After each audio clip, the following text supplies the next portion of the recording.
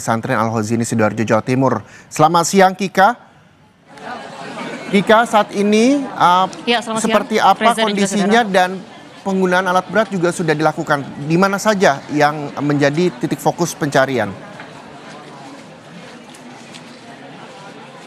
Untuk titik fokus pencarian saat ini juga masih terus dilakukan, terutama di lokasi reruntuhan bangunan dari Pondok Pesantren Al-Khazini Sidoarjo, Jawa Timur.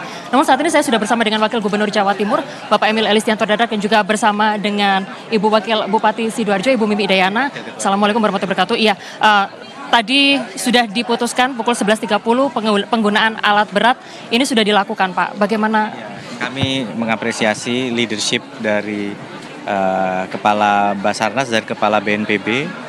Tadi Pak Lejen Suharyanto, Pak Lejen Syafi'i bersama Ibu Gubernur. Jadi dari tadi malam setelah melakukan evakuasi relatif beberapa santri bisa dievakuasi dan langsung dibawa ke rumah sakit ya. Kemudian terus ditelusuri.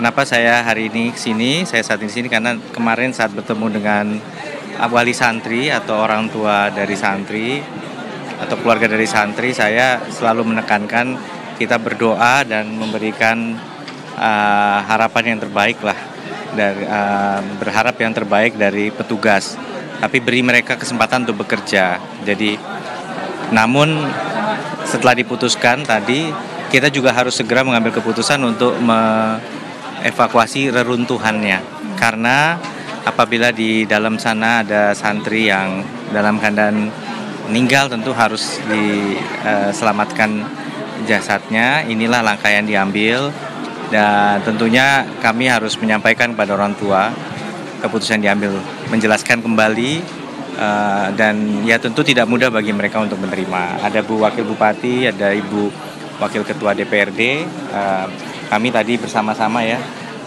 tentu orang tua di sini masih mungkin di pertemuan pertama, kedua tadi masih kayak mimpi, kayak shock. Jadi dijelaskan lagi, diberi pengertian lagi untuk mengetahui betul bagaimana keputusan-keputusan yang sangat sulit ini tadi akhirnya diambil. Pak, artinya proses evakuasi ini masih akan terus berlanjut sampai kapan, Pak?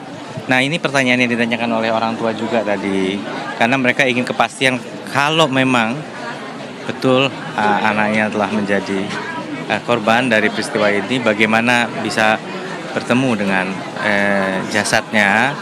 Nah, tapi sekali lagi di saat yang sama ada juga bertanya, Pak, bisa dengan kehati-hatian jangan sampai jasadnya itu kemudian ya terdampak negatif dari proses pencarian itu sendiri karena menggunakan alat berat. Tadi juga saat saya bicara dengan pimpinan koordinatornya dari ahli struktur ITS, Pak Muji, apa langsung ada di sana masih ada jasad, kita masih memuliakan mereka. Jadi jangan juga terlalu gerasa gerusu prosesnya dan berdampak kepada jasad. Maka dilakukan dengan kehati-hatian, tapi juga tidak dilakukan dengan menunda-nunda. Jadi jumlah personil yang ada di lapangan, alat yang tersedia ini banyak sekali, sehingga betul-betul jeda tidak ada, intensitas bisa tinggi. Jadi kami mohon doanya. Mungkin Bu Wabub ada tambahan, Bu Wabub gimana? Sebentar, sebelum kami ke Ibu Wabub, satu lagi Pak, terkait dengan wali murid yang saat ini juga masih menunggu, apakah untuk fasilitas misalkan seperti bantuan seperti ini juga masih akan terus diberikan dan sampai kapan sekiranya mereka bisa menunggu untuk mendapatkan informasi kepastian tersebut? Ini penting sekali ya, karena tentunya tempat ini menjadi satu center untuk semua informasi. Di sini orang tua bisa dari sini, ada posko BPBD, Basarnas, semua proses pencarian pun bisa dilihat dari layar di sini. Terima kasih untuk Sidoarjo yang sudah memasang ini. Jadi ini tetap di standby kan. Tadi bersama dengan rekan-rekan DPRD ya dan juga Pak Sekda, kita juga mengecek ke Sinambungan Dapur Umum yang terus menyediakan makanan untuk semua yang hadir di sini, baik yang bertugas ataupun keluarga. Sehingga kami kalau ditanya sampai kapan, pokoknya terus kita jalankan karena kita ingin memberikan dukungan dalam suasana yang sangat berduka seperti ini. Kami harus fokus paling tidak untuk memastikan adanya dukungan seperti ini, bahkan sampai sedetail ketersediaan air untuk kamar kecil juga ini tentu dipikirkan. Dan kemarin truk PDAM sudah datang, Bu. Terima kasih. Baik, ini kan juga menjadi catatan bersama Bu, karena peristiwa ini saat ini sudah masuk kategori bencana nasional. Kalau dari DPRD Provinsi Jawa Timur sendiri, apa sekiranya evaluasi dan apakah nanti juga akan ada kemungkinan memanggil sejumlah pihak, Bu? Iya, ke depan mudah-mudahan kita semua bisa mengevaluasi dari bangunan-bangunan atau infrastruktur yang ada, baik di pondok, dari pemerintah maupun swasta. Jadi kita mungkin berikan fasilitas untuk konsultan bangunan yang lebih baik, dan mungkin kita ada pendampingan seperti itu biar bangunan-bangunan atau infrastruktur yang dibangun oleh pihak-pihak mungkin swasta ataupun pemerintah itu bisa sesuai dengan standar. Baik, itu tentunya akan menjadi catatan tersendiri Ibu ya ke depannya, supaya peristiwa serupa tidak terjadi lagi seperti saat ini. Ya, baik. Kepada Ibu Mimi Idayana, Wakil Bupati dari Sidoarjo, tadi sempat mendengar langsung bagaimana apa kemudian yang disampaikan oleh para wali murid, orang tua yang saat ini sedang menanti, Bu, kabarnya. Bagaimanapun mereka masih menunggu bagaimana untuk supaya anak mereka bisa dipulangkan seperti itu, Bu. Pertama-tama kita harus menenangkan dulu ke dua orang tua ini, karena memang masih gimana-mana masih shock, sangat shock sebenarnya. Dan mereka sudah ikhlas. Intinya orang tua ini segera dievakuasi dan diketemukan dan segera dimakamkan kalau memang sudah diputuskan untuk melakukan pengambilan dengan alat-alat berat ini. Yang hari ini sudah ada kesepakatan untuk menurunkan alat berat ini, segera mengambil puing-puing mulai dari atas sampai ke bawah. Jadi bisa segera diketemukan. Ibu, tentunya tidak semua wali murid bisa datang ke sini untuk bisa langsung menyaksikan proses ini.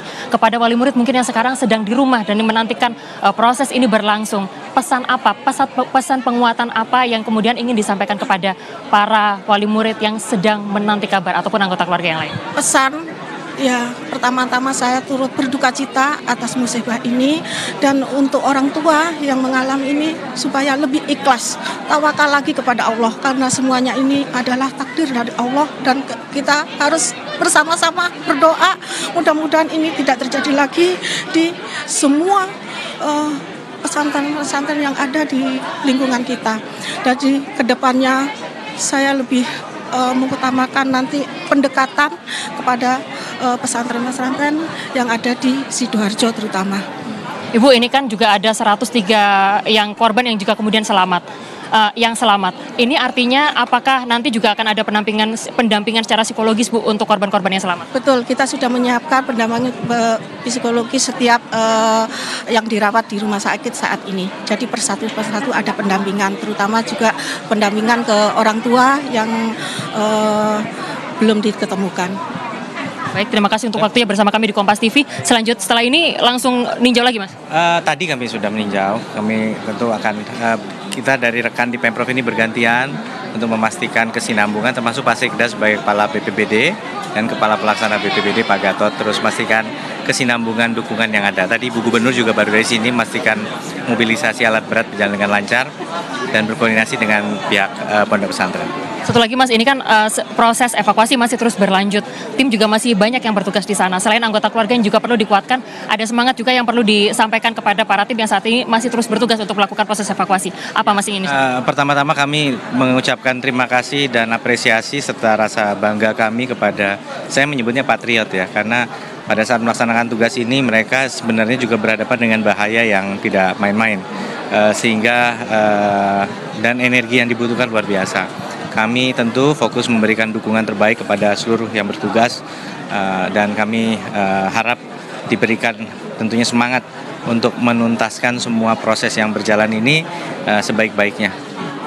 Terima kasih untuk waktunya bersama kami di Kompas TV. Dan juga itulah tadi seperti yang tadi, baik, terima kasih. Itu tadi yang juga kemudian disampaikan dari Wakil Gubernur Jawa Timur Emil Elistianto Dardak, lalu juga ada pimpinan dari Wakil DPRD Provinsi Jawa Timur yang menyatakan bahwa nanti untuk proses evaluasi terhadap bangunan ini juga masih akan terus dilakukan, dan juga sejumlah pihak juga pastinya nanti akan dipanggil untuk dimintai keterangan dari DPRD Provinsi Jawa Timur.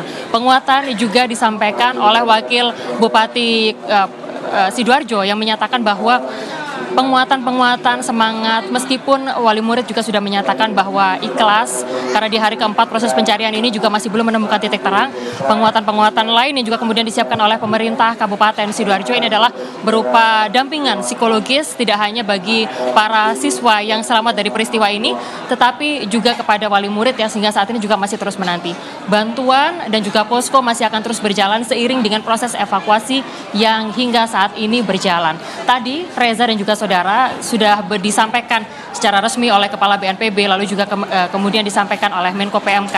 Ada sejumlah strategi yang saat ini dilakukan oleh sejumlah pihak, oleh tim penyelamat untuk melakukan proses evakuasi di Pondok Pesantren Al-Qazini Sidoarjo, Jawa Timur, yang mana tadi sudah ditetapkan pada pukul 11.30 waktu Indonesia bagian Barat menggunakan alat berat. Proses evakuasi menggunakan 5 unit crane untuk kemudian melakukan upaya pembersihan seperti itu di lokasi kejadian. Pemilihan penggunaan alat berat atau crane ini bukan tanpa alasan, melainkan sebelumnya sudah dilakukan proses asesmen seperti itu.